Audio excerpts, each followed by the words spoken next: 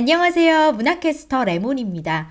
오늘 함께 볼 작품은 토지 3부 1편의 하편이에요. 지난 편에서 우리는 3.1운동 이후의 서울, 진주, 그리고 하동의 삶을 들여다봤어요. 오늘은 조준구 이야기를 한번 해볼까요? 악랄한 조준구는 광산 사기를 당하고 나서 사정이 계속 안 좋아집니다.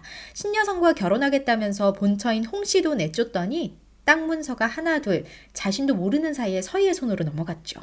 그것도 합법적으로요. 게다가 친일파를 자처하고 나섰는데 일본은 조준구를 사랑해주질 않네요. 일본의 땅을 뜯겼으면 뜯겼지 어떤 혜택도 받지 못하고 조준구는 늙어갑니다. 아유 꽃이다. 그쵸? 이혼한 부인 홍씨는 조준구에게 마지막으로 남은 재산, 조준구 것도 아니죠 뭐. 서희에게 빼앗은 하동집을 팔라고 합니다. 그리고 그 돈을 반반으로 나누지 않으면 서울로 돌아가지 않겠다면서 조준구를 압박하죠. 조준구는 아무래도 직접 서희를 맞대응해야겠다고 생각했는지 집을 떠나서 진주 본성동에 있는 서희를 찾아갑니다. 하지만 조준구는 서희의 사랑방에 들어서는 순간 압도적인 분위기에 눌리고 맙니다. 그런 거 있죠. 사람이 화려하지는 않은데 카리스마가 있고 막 사람을 휘어잡는 느낌을 주는 사람 말이에요. 서희의 사랑방이 딱 그랬어요. 2시간이 흐릅니다. 한참 뒤에 나타난 서희는 마치 물건을 보듯이 조준구를 내려다봅니다. 그러더니 유모를 시켜서 돈 5,000원을 내오게 하죠. 조준구는 땅 문서를 내놓으면서 돈에서 눈을 떼지 못합니다. 마지막으로 서희가 말하죠. 선택의 자유를 드리겠소. 양심을 가져가시든지 돈 5,000원을 가져가시든지 둘 중 하나만을 선택하시오.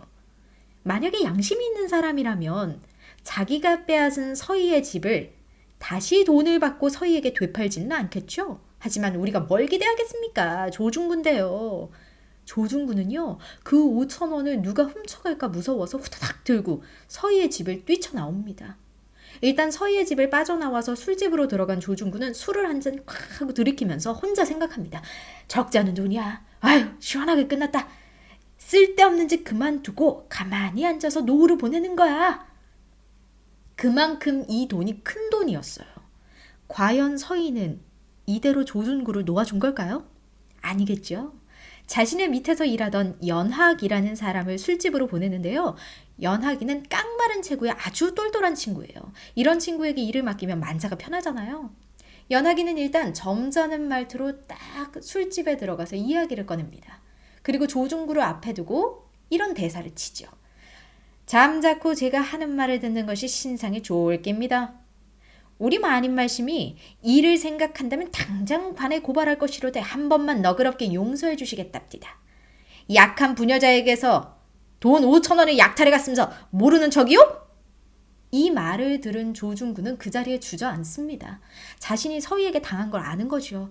이 죽일 놈아! 사람을 잡아도 푼수가 있지. 내 집 문서를 내어놓고 내 집을 내어놓고 받은 돈인데 그 죽이려니 혓바닥 하나를 가지고 2가지 말을 하다니. 집문서요? 무슨 말씀이고? 백수건달이 무슨 집이 있습니까? 혹 하동 땅 집을 가지고 그러는지 모르겠소만 그렇다면 송사 한번 해볼까요? 그 고래등 같은 집이 최참판 댁이냐 조참이 댁이냐고? KO 넉아웃 끝났어. 그쵸? 이제 복수가 마무리됐어요. 그토록 억울하고 힘들었던 기나긴 복수가 얼마나 외로웠을까 서희가요. 그런데 후련한 게 아니에요. 뒷맛이 씁쓸해요.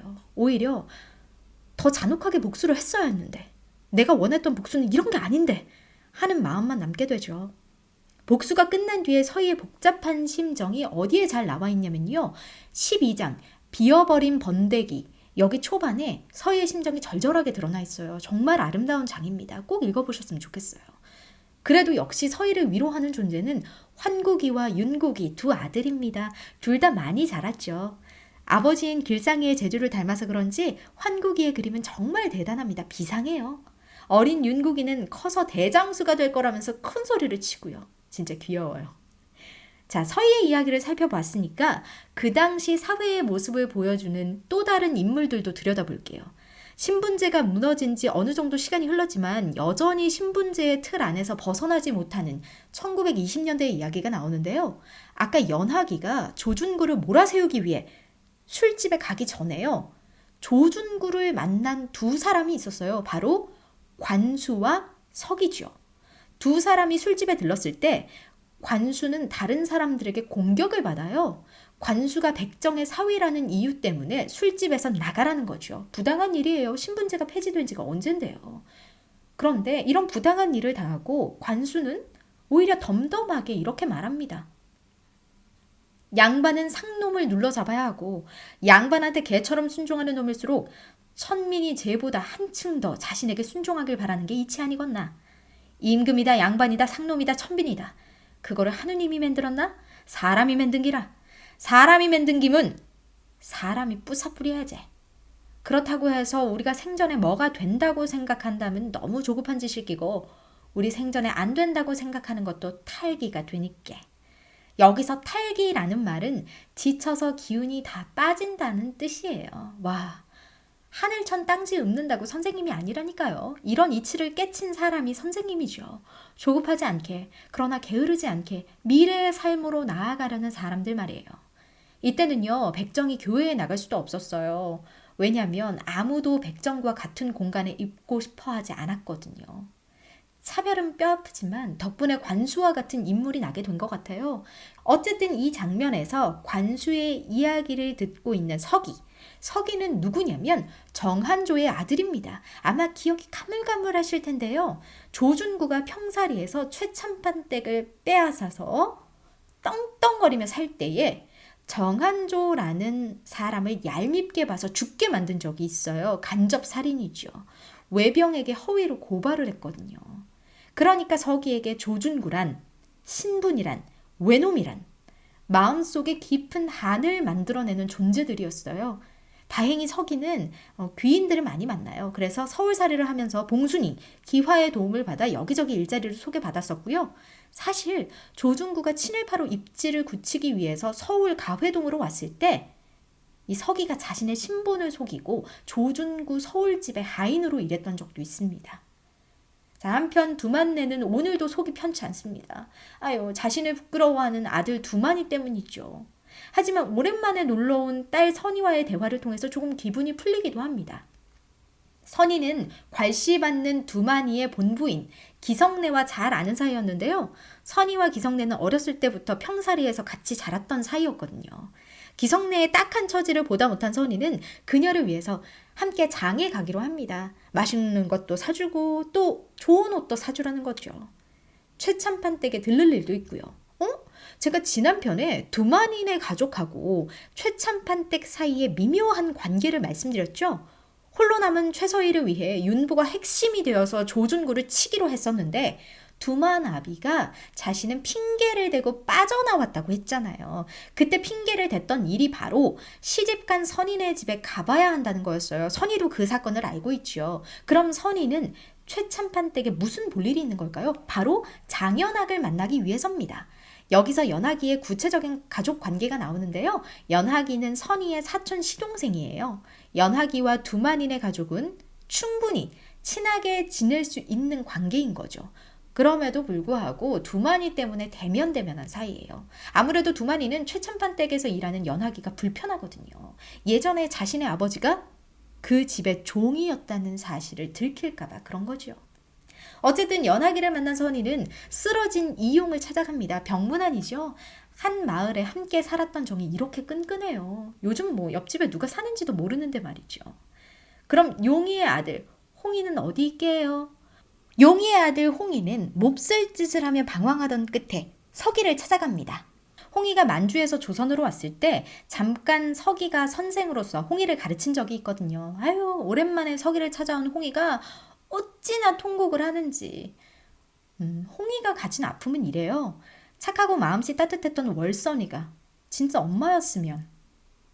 그렇게 바라지만 현실은 악독하게 그지없는 이민애가 친엄마거든요.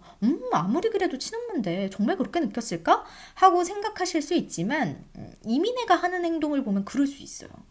사람들이 용희가 쓰러졌다는 소식을 듣고 찾아와서 워낙 용희가 인복이 좋잖아요. 고기며 생선이며 내어놓으면 그걸 자기가 다 먹어요. 그리고 찌꺼기만 용희를 줘요. 쓰러져서 목발을 짚어야만 걸을 수 있는 남편은 거의 내팽개쳐 놓고요. 홍희에게도 악한 소리만 퍼붓습니다. 뭐 우리가 이민애가 힘들게 살아온 속사정 모르는 건 아니니까 좀 불쌍하게 생각해 볼까 하다가도 아픈 용이에게 점심도 주지 않고 겨우 저녁상 부실하게 한번 올려주는 걸 보면 좀 화나요. 어쨌든 홍이는 자신은 근본부터 망가진 인간이라면서 서기 앞에서 엉엉 웁니다. 서기가 또 지혜롭잖아요. 선생님이니까요. 지혜로운 서기는 일단 홍이를 그 집으로부터 자유롭게 해주기 위해서 평사리에 있는 최참판 댁으로 용이의 거처를 옮기기로 합니다. 이제 서인의 집이 됐으니까요. 용이는 그곳에서 홍이에게 아버지로서 해주지 못했던 일들에 대해서 진심으로 사과하고요. 홍이 또한 그 마음을 진심으로 받아서 뉘우칩니다. 3부 1편 만세 이후는 이렇게 다양한 인물들이 이 시기를 어떻게 보내고 있는지 보여주는 방식이에요. 일부 1편과 비슷한 느낌이다 라고 생각하실 수도 있을 거예요. 그만큼 많은 등장인물이 새로운 시기에 어떤 모습으로 적응하고 변모하는지 보여주니까요. 3부 1편 만세 이후의 하편 여기까지였고요. 지금까지 문화캐스터 레몬이었습니다.